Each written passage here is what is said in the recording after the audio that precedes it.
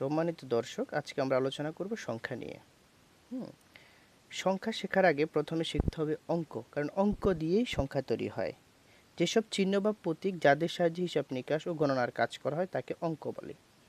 অঙ্ক আমরা জানি 10টি, অর্থাৎ 0 থেকে 9 পর্যন্ত সংখ্যাগুলো হচ্ছে অঙ্ক। এই অঙ্কগুলোর সাথে যদি আমরা টা, টি, হালি, খানা, গন্ডা, ডজন ইত্যাদি ব্যবহার করি তখন সেটা আর অঙ্ক থাকে না, সেটা সংখ্যা হয়ে যায়। অর্থাৎ আমরা যদি একটা বলি বা একটি বলি বা এক হালি বলি বা একখানা বলি বা এক গন্ডা বলি বা এক ডজন বলি তখন সেটা হয়ে যাবে সংখ্যা। আর যখন এক দুই এভাবে যদি বলি তখন সেটা থাকে অঙ্ক। অঙ্ক দু প্রকার সাধারণত, আমরা জানি একটা হচ্ছে সার্থক অঙ্ক, অঙ্ক হচ্ছে দু প্রকার। এই যে অঙ্ক হচ্ছে দু প্রকার, একটা হচ্ছে সার্থক অঙ্ক আর একটা হচ্ছে সাহায্যকারী অঙ্ক। অঙ্ক কিন্তু সর্বমোট 10টি, 10টি আবার দু প্রকার, একটা হচ্ছে সার্থক অঙ্ক আর একটা হচ্ছে সাহায্যকারী অঙ্ক। সার্থক অঙ্ক হচ্ছে এই শূন্য ব্যতীত 1 থেকে 9 পর্যন্ত সংখ্যাগুলা, শূন্য ব্যতীত 1 থেকে 9 পর্যন্ত সংখ্যাগুলো হচ্ছে সার্থক অঙ্ক।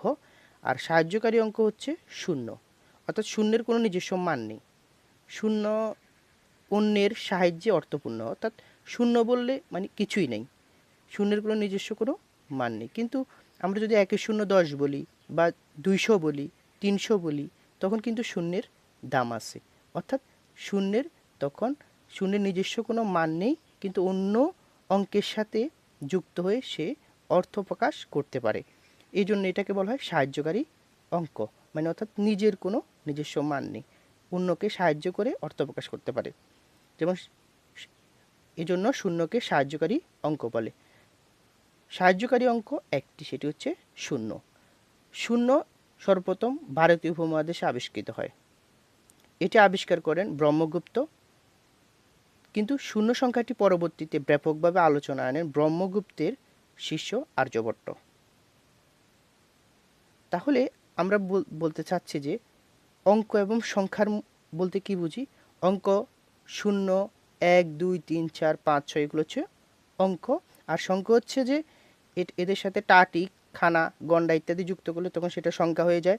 আবার এদেরকে পাশাপাশি লিখেও সংখ্যা তৈরি করা যায়, যেমন 1-2 12, 3-4 14, 5-6 56, এভাবে সংখ্যা তৈরি করা যায়। আশা করি আমরা এ বিষয় নিয়ে ভালো করে বুঝাইতে পেরেছি।